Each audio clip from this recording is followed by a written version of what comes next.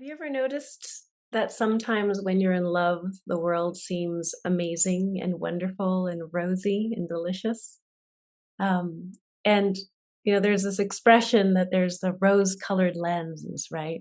When we're in love, and and then somehow when we're in a state of fear or terror or panic, that the world can feel quite dangerous and scary.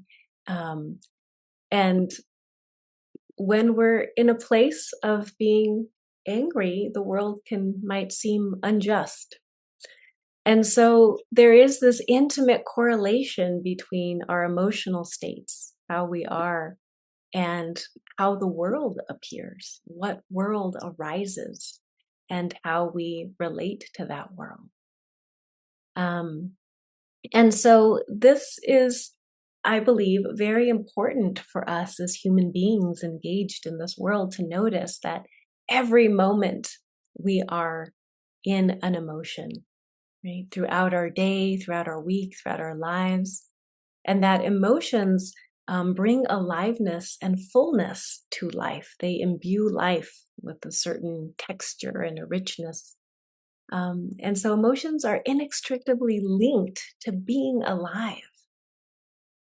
And yet, most of us in our lives, we have had very little education, training, understanding about emotions. And in fact, it wasn't probably until maybe 25 years ago when Daniel Goleman's groundbreaking book, Emotional Intelligence, came out, right? That emotions even began to be on the map of people's awareness outside of maybe psychology and so forth, to recognize the value and the importance of emotions. So, as leaders, for example, we find that we have to make decisions often with not as much information as we would like, or not with in the time span as we would like.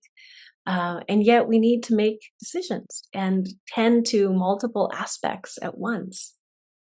And so in those moments, how are we emotionally in our own being? Or as parents, for example, I'm a mother, right? Where oftentimes our children are doing things that didn't even exist when we were children, right? I know for myself that my daughter engages, right? Right. How do I relate to social media? How do I relate? It wasn't even a question for my own mother. And so there's these changes that happen in life. And how do we care? How do we attend to what matters for us with our children?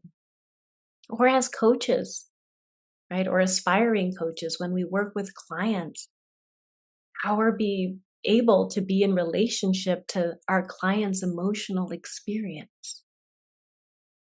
So emotions are always present with us.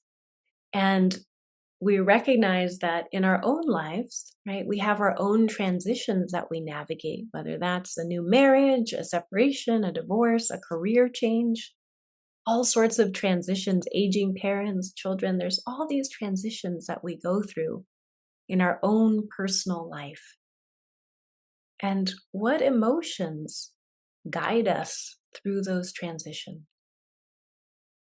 And aside from our own individual change and twists and turns, we also have these collective challenges that we're facing and that we're engaging with in life, right? We have economic disparity, political polarization, environmental crisis, right? Some people call it the poly crisis or the meta crisis.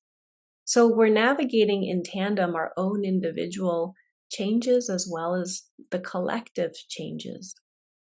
And these are happening at such high velocity and so fast that when we are on the precipice of the unknown, when we don't understand, we don't have clarity, we're uncertain, what are the emotions that can arise and that can be activated in the face of all those different situations and moments?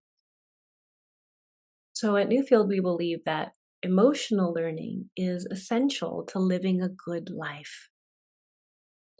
And so for us to learn about emotional intelligence, emotional literacy, and agility, how to be with and be in relationship to our own emotions provides a great opportunity for us to really live life fully.